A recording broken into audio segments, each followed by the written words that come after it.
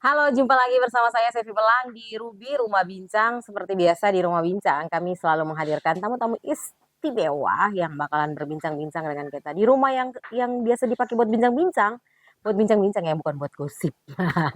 Di episode-episode sebelumnya, seperti biasa, kami menghadirkan tamu-tamu yang memang kami ajak untuk berbincang-bincang terkait dengan giatnya, aktivitas yang dilakukan, harapan-harapannya, kemudian cita-citanya untuk kedepannya seperti apa. Tidak hanya untuk dirinya saja, tetapi juga untuk masa depan orang banyak, untuk masa depan satu daerah ataupun masa depan satu generasi. Ya, jadi sebelum-sebelumnya memang Ruby selalu menghadirkan yang istimewa di rumah bincang, membincangkan sesuatu yang memang perlu diperbincangkan, membincangkan sesuatu yang memang nanti bisa menghasilkan pemikiran-pemikiran baru, kemudian punya dampak untuk bisa mempengaruhi uh, yang menyaksikan tayangan ini.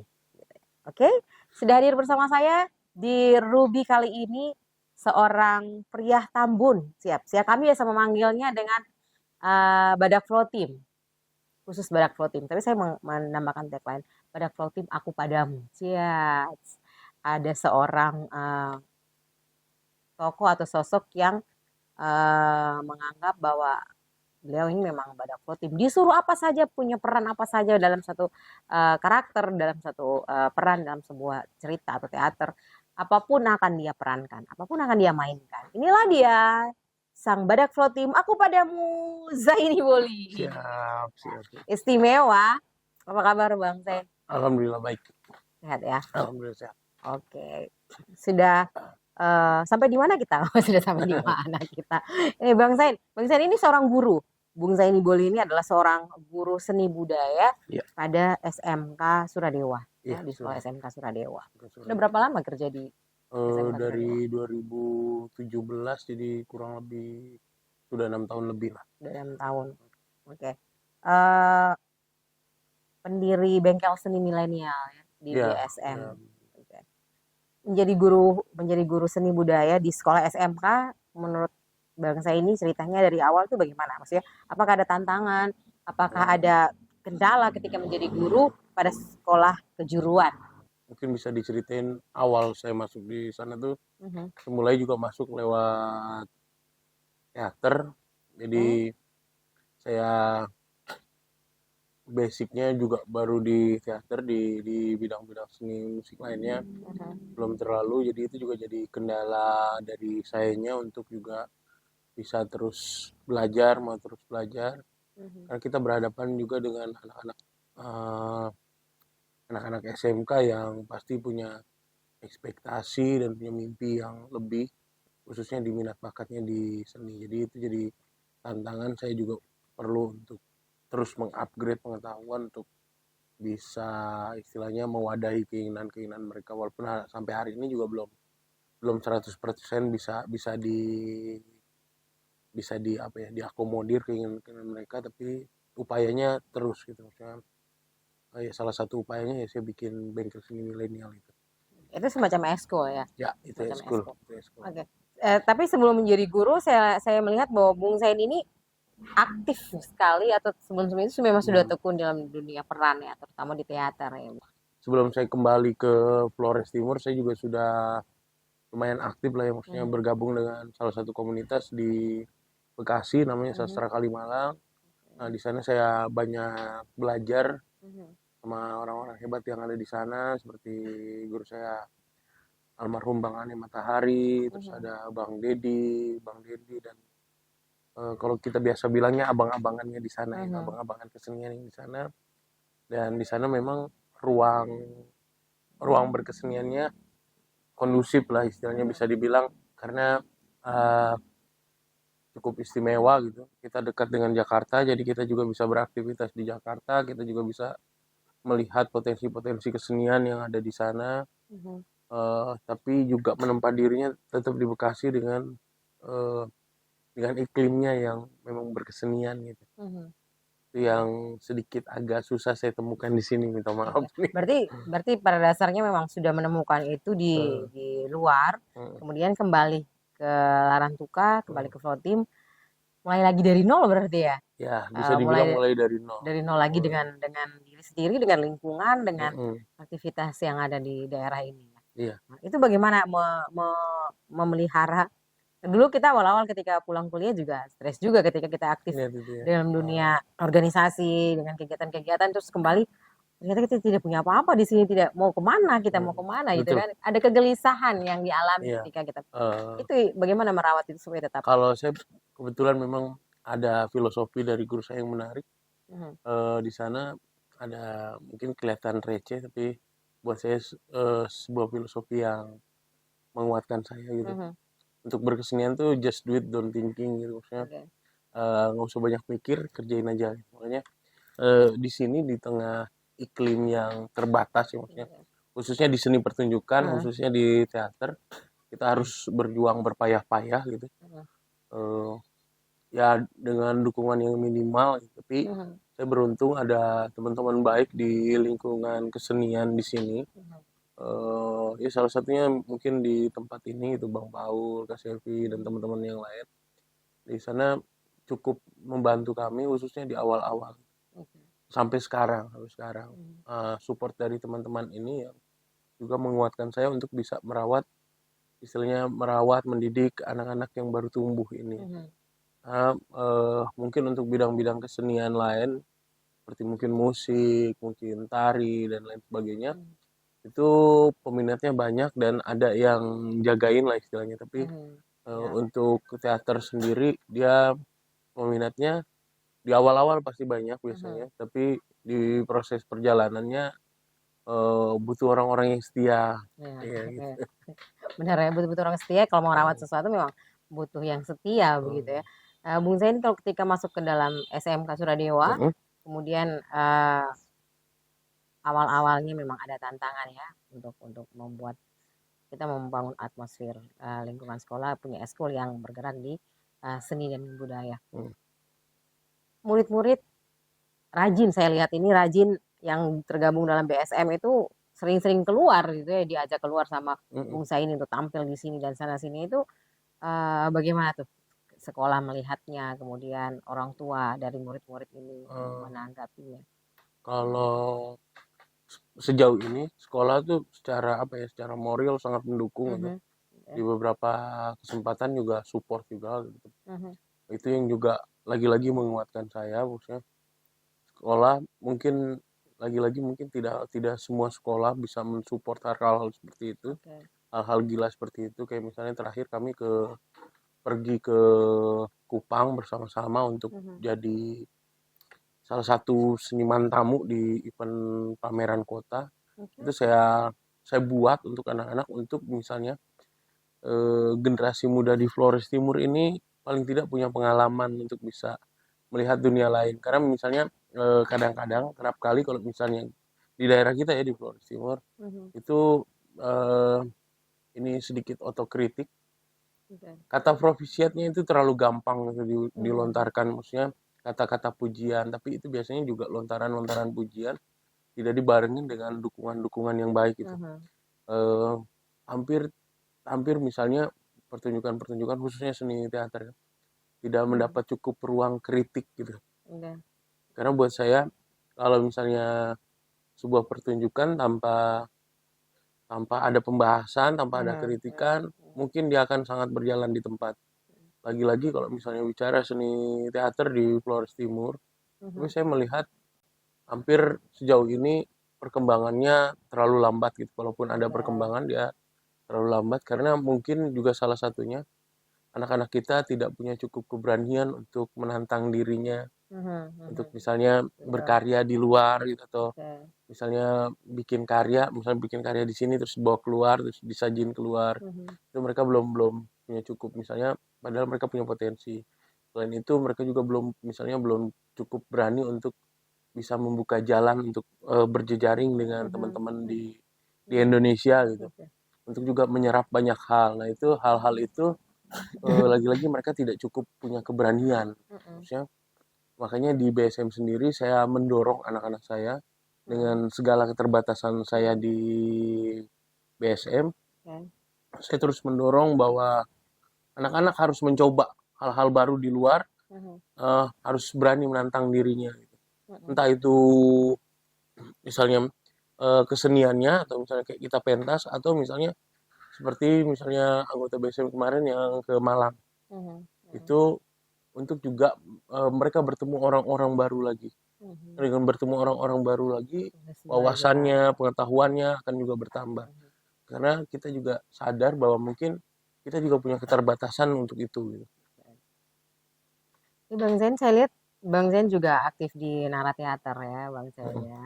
Bagaimana nih Bang Zain sebagai guru, kemudian punya bengkel seni milenial sendiri di sekolah dengan anak-anak murid, kemudian tergabung juga dalam Nara Teater. Bagaimana nih Bung Abang Zain melihat membagi waktu, kemudian bertemu dengan orang-orang? Nara Teater sendiri kan apa ya?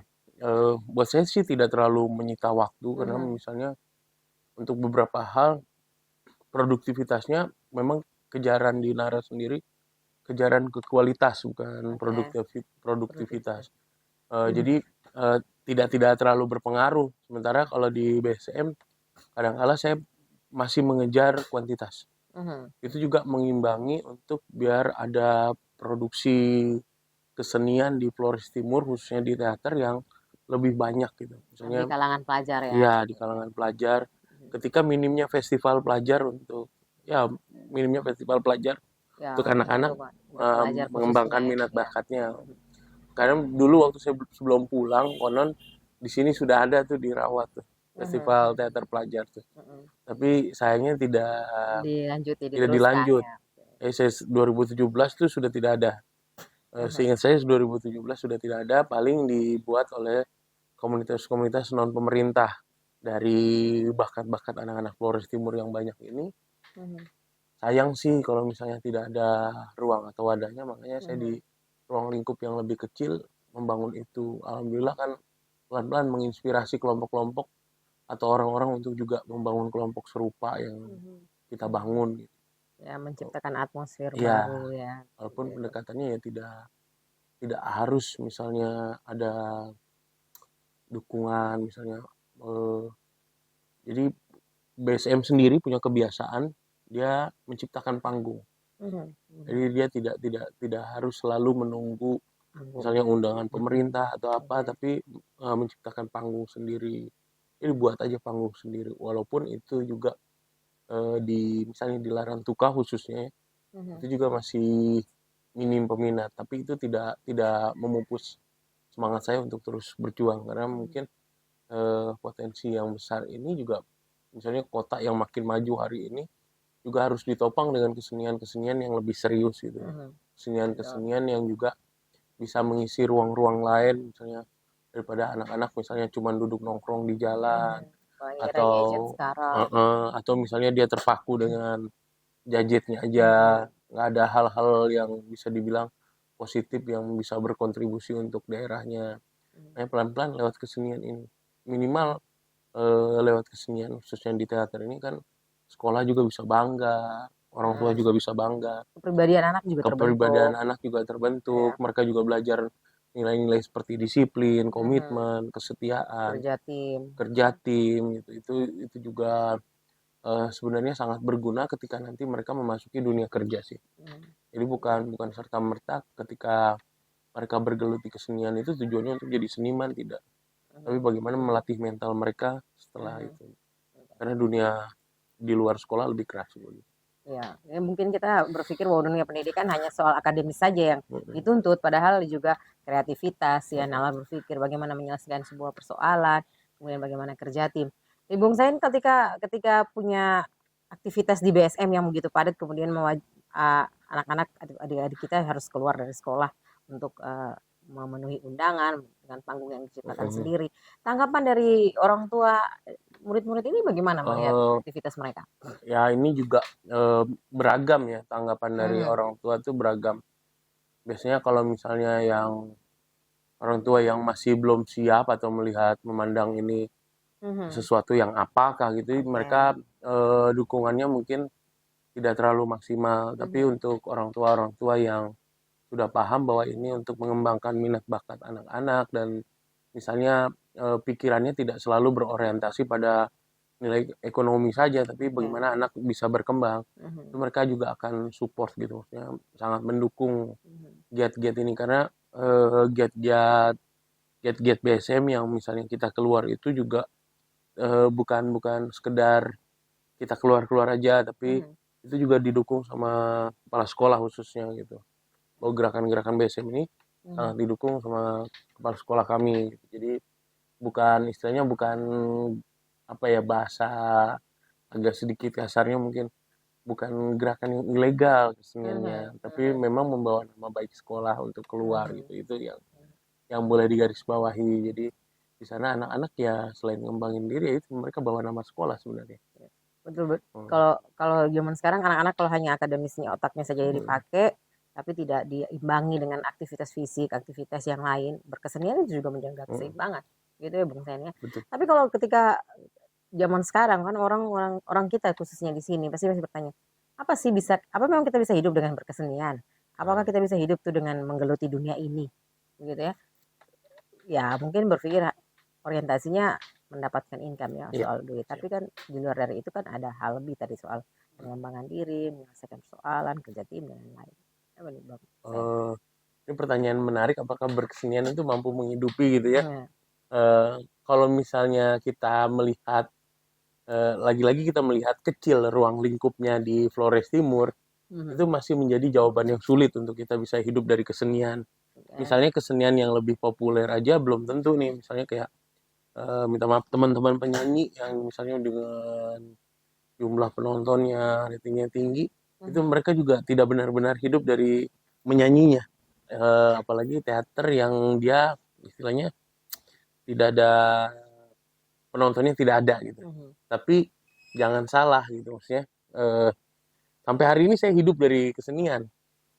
Dan sebagian besar lah istilahnya ada banyak peluang, makanya itu kenapa saya mendorong anak-anak saya ikut juga bergaul, berjejaring dengan luar gitu. Bahwa di luar sana profesi-profesi kesenian yang di dalamnya teater ini dia sangat punya peluang. Misalnya penulis naskah, penata lampu, terus misalnya si pemainnya sendiri, sutradara, itu semua punya job desk-nya yang juga pasti menghasilkan. Kalau itu ada di daerah-daerah yang memang sudah mengapresiasi kesenian gitu.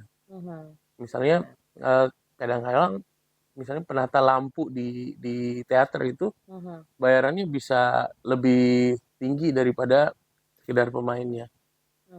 Dan pemain juga itu ada grade-grade-nya. Itu kalau di profesional, bukan di kita ya, maksudnya kalau di ya anak-anak prosesnya lebih kepada belajar. Tapi kalau mereka sudah istilahnya punya bakat di sana, mereka bisa ngembangin.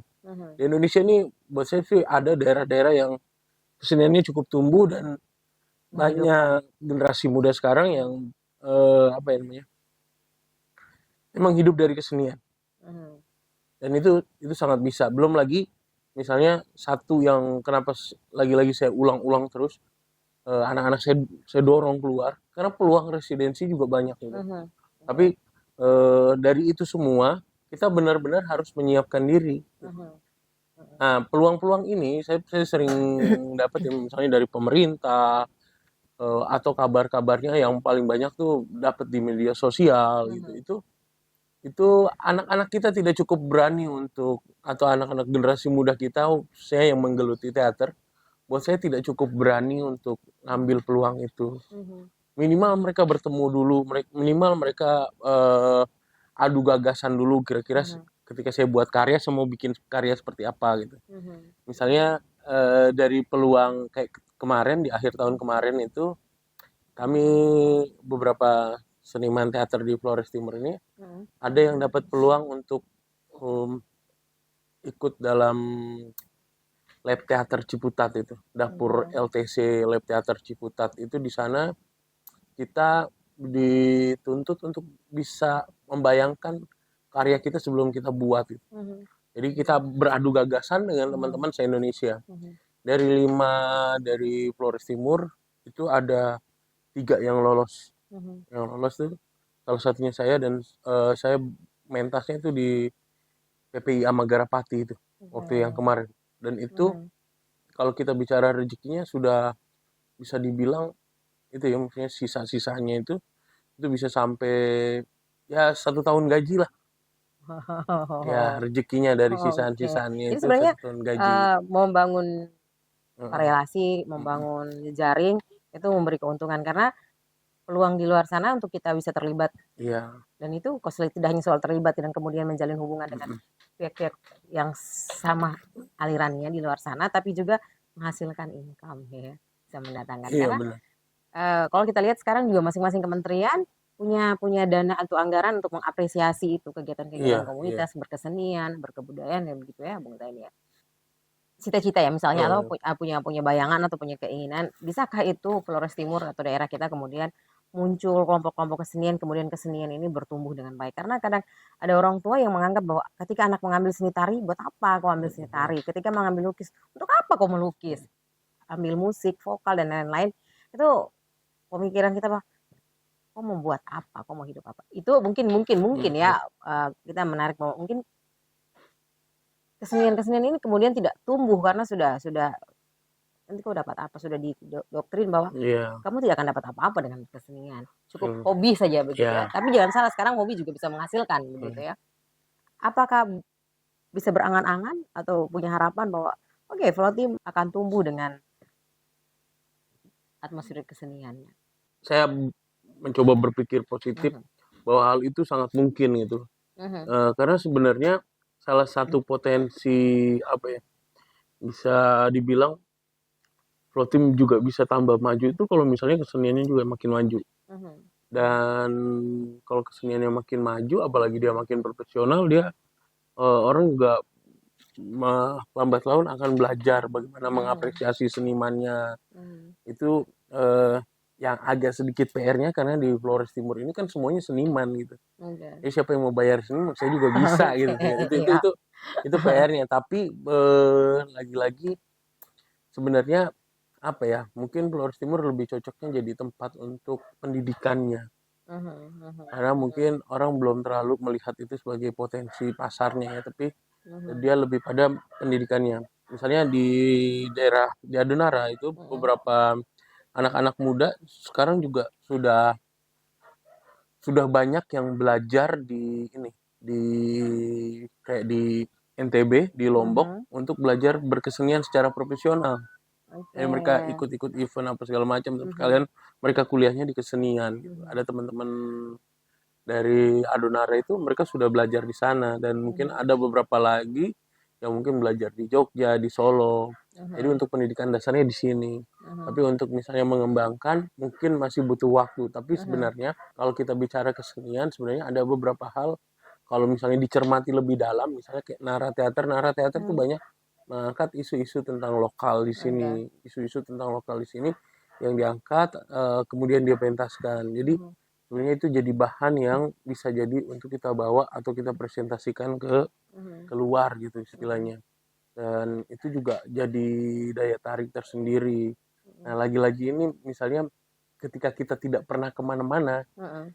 Ya, ketika kita tidak pernah kemana-mana, pikiran kita juga tidak jadi kemana-mana. Oh iya, jadi pikiran kita seperti juga itu. tidak kemana-mana. Jadi Jadi seperti itu itu ya dia ya. nggak ini, Iya, maksudnya tidak melihat iya peluang betul. itu. Bagaimana Mhm, misalnya kelompok-kelompok yang sudah ada ini mhm, atau teman-teman muda yang sudah melihat potensi ini juga mhm, bukan berarti kita menjual kita punya daerah, mhm, tapi bagaimana kreativitas kita memang bertumbuh di sana gitu. Kita punya semangat lagi, memacu lagi karena banyak mhm, angle-angle lain. Kalau misalnya Nara banyak angkat budaya, kalau saya misalnya di kelompok BSM-nya lebih banyak angkat kritik sosial gitu, mhm, tapi juga yang relevan. Saya coba menarik misalnya eh, saya juga sering memperhatikan kelompok-kelompok lain juga dengan misalnya dengan referensi-referensi yang menurut saya masih masih agak terlalu jadul lah gitu. mhm. Melihat situasi seperti ini saat ini nih Bung Sain sebagai guru juga pasti punya keresahan. Kan kita orang muda juga kemudian apakah Bung Sain sudah melihat komunitas-komunitas yang ada di Flores Timur Kota Larantau ini sudah bertumbuh subur? Kemudian apakah juga sudah bertumbuh secara solid, masih eksklusif kah atau bagaimana sehingga ada apa ya muncul oh iya ini jiwa kesenian ini sudah ada ini yang jiwa ini menurut Abang Sain. Kalau menurut saya mungkin jawaban ini juga kurang tepat, tapi sejauh ini sih memang bertumbuh walaupun Mhm. misalnya sebagian masih dirasa sangat eksklusif gitu masih masih ada, tapi paling tidak pertumbuhan itu ada. Kita nggak boleh menafikan bahwa khususnya di Flores Timur komunitas-komunitas kesenian itu sudah mulai tumbuh gitu. Oke. Tapi benar-benar berjejaring secara solid itu juga masih boleh dipertanyakan. Tapi lain dari itu ya memang mungkin kita apa ya, untuk misalnya bisa bisa bersatu ya paling tidak menahan ego kayak gitu, tidak tidak merasa besar sendiri, tidak merasa ini itu. Tapi Kalau kekuatan saling mendukungnya sudah, oh kalau saling kekuatan saling mendukungnya mendukungnya sudah sejauh terlihat ini yang gitu saya dari situ. rasakan bagus sih, maksudnya Mhm. di beberapa momentum tuh bagus gitu. Mhm. Mudah-mudahan itu juga bisa terus dipelihara seterusnya gitu, maksudnya bisa saling support. Ya cuman juga ini lagi-lagi cuman ya. Mhm. Mudah-mudahan juga misalnya teman-teman komunitas itu misalnya komunitas-komunitas lain yang mungkin kurang konsennya di kami di teater Mhm. juga bisa mensupport keberadaan Mhm. anak-anak muda yang ada di teater gitu. Mhm. Sederhananya gitu, Mhm. sederhananya misalnya kalau kami buat pertunjukan gitu, Oke. datang nonton gitu. Paling tidak ya itu ya, Datang didukungnya nonton dan itu sebagai penonton gitu. Sederhananya mudah-mudahan mendukung. bisa beli tiketnya, itu sederhananya, karena dengan kayak gitu juga kita bisa saling support gitu. Mhm. Dan kalau misalnya ada kabar-kabar misalnya bisa lebih lebih jauh hari dikabarkan, Mhm. itu jangan kayak dadakan-dadakan, itu teknis ya, tapi itu juga jadi penting untuk kita juga ketahui bersama gitu. Mhm. Dan misalnya kita juga mulai membiasakan misalnya kayak kan sekarang eranya juga media sosial ya, jadi maksudnya Betul. andai kata sudah ada undangan-undangannya itu secara terbuka di media sosial, Oke, kalau sudah dipublish ya. menurut saya sih itu sudah undangan gitu. Mhm. Jadi Iya. nggak perlu harus hambur-hambur kertas gitu kayak gitu. Iya, Ini betul. teknis lagi, ini bicara teknis, tapi itu juga menurut saya penting untuk misalnya. Mhm. Intinya kalau ada keramaian di mana kita yang ngerasa Perlu hadir. penikmat seni, Mhm. pencinta seni atau bahkan pelaku seni ya coba hadir gitu. Mhm.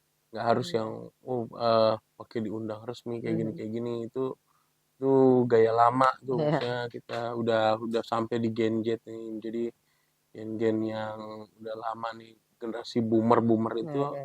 ya mulai beradaptasi dengan Gen Z lah istilahnya.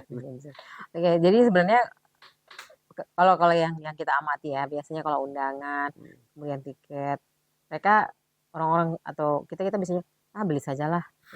Tapi tidak hadir. Tapi sesungguhnya dua-duanya sangat kuat. Hadir, menyaksikan, kemudian mendukung, mensupport dengan membeli Iya tiket, betul. ya kan? Selain mendukung secara finansial, tapi juga dukungan secara Oh moral hari iya. langsung untuk mengedukasi pementasan ya. Iya. Pemain bisa teredukasi dari penonton, penonton Hmm. juga teredukasi dari pemainnya ya. Jadi kedua-duanya sama nih, penonton dan pemain. Buat apa orang buat film kemudian tidak ada Iya. yang menonton gitu kan? Buat apa buat lagu kemudian tidak ada yang mendengarkan gitu. Dan satu lagi Mhm. sedikit ini edukasi untuk penonton juga misalnya Mhm. juga bisa memperhatikan mana misalnya yang karya-karya yang harus di live kan gitu, Mhm. Betul, sama betul. karya-karya yang eh, sebaiknya jangan dulu di live kan gitu. Selama Misalnya masih ada kayak pertunjukan. kayak pertunjukan teater yang minim penonton, udah minim penonton yang hadir live, jadi Aha. ngapain penonton yang di luarnya harus nonton Datang lagi. langsung ya. Ini semacam pendidikan inilah, Betul. pendidikan apa, etika menjadi penonton Mhm. juga perlu, Betul. kecuali Iya, misalnya dia sudah menyebarkan luas di misalnya mereka sudah menghadirkan live mempublikasikan. gitu, itu nggak apa-apa gitu.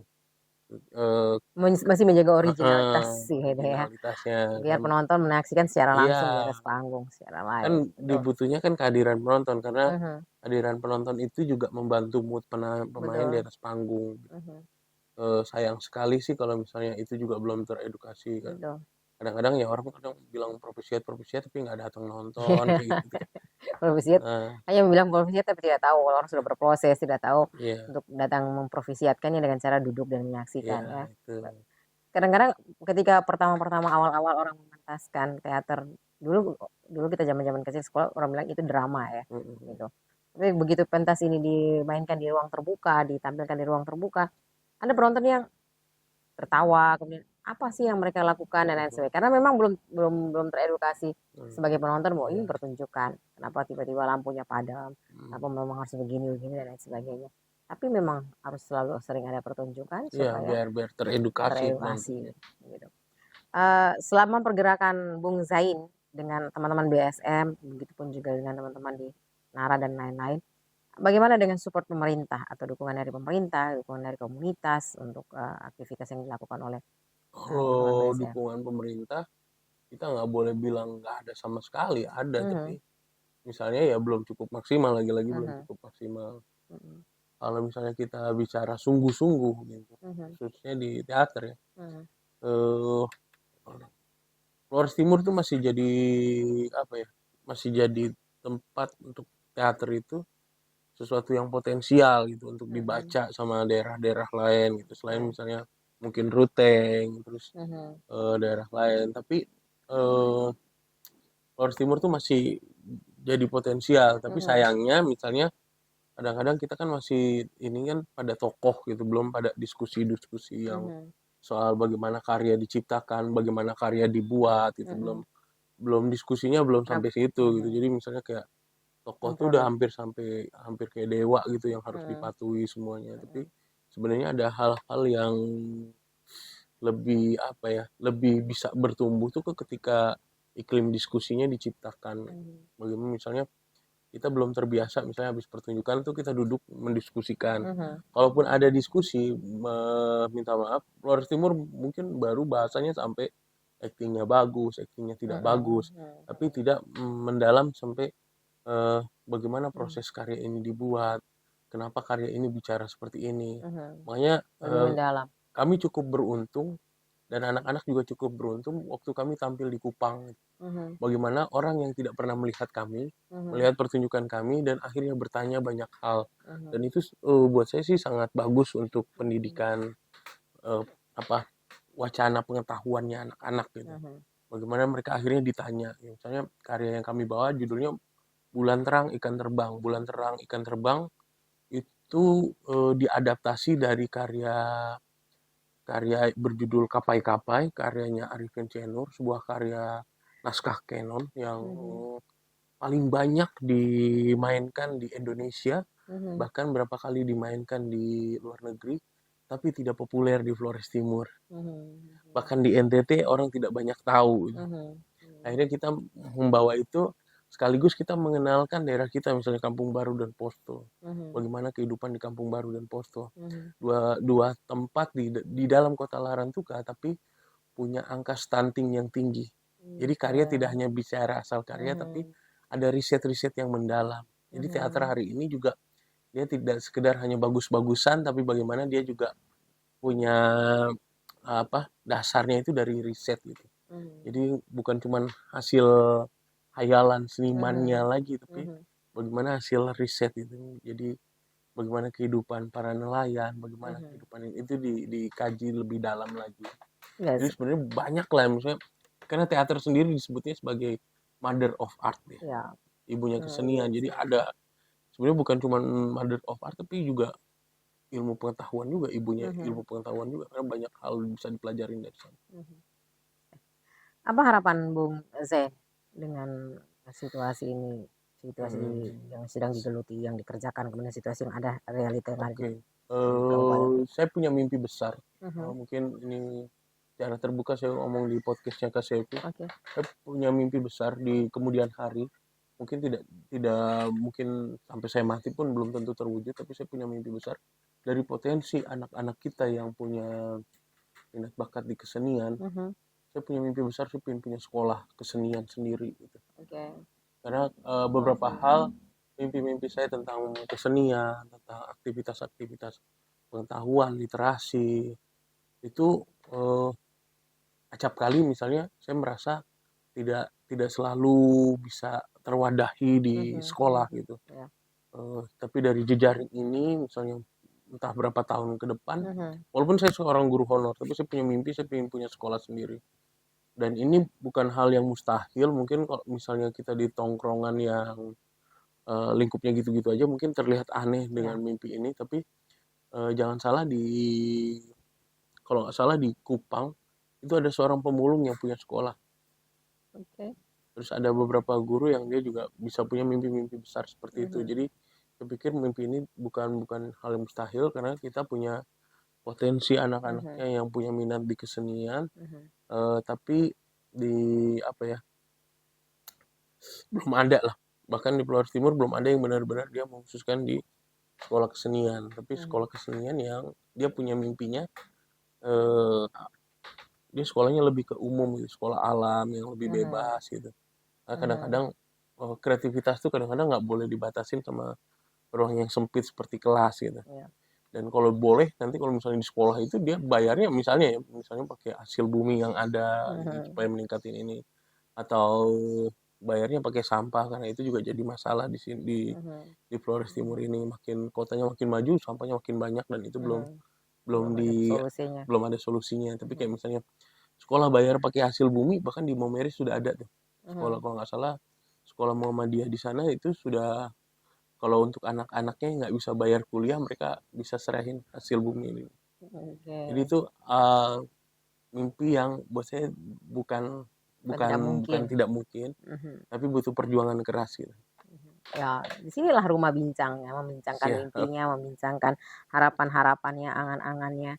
Bukan tidak mungkin ya, bukan tidak mungkin untuk tidak terwujud. Apa sih yang tidak mungkin gitu deh. Itu harapannya. Ini mungkin bisa berpesan ke orang tua kalau memang anak harus menekuni sesuatu yang memang menurutnya menyenangkan, kemudian itu menjadi passion dan itu nggak bisa membantu. Kita butuh soft skill sekarang ya, kita butuh keterampilan hidup untuk hidup gitu. buat orang tua dimanapun nih, ya, Ini sebagai guru ya, bicaranya sebagai guru. Menyatakan, "Hai orang tua, aku adalah guru dari anak-anakmu," gitu.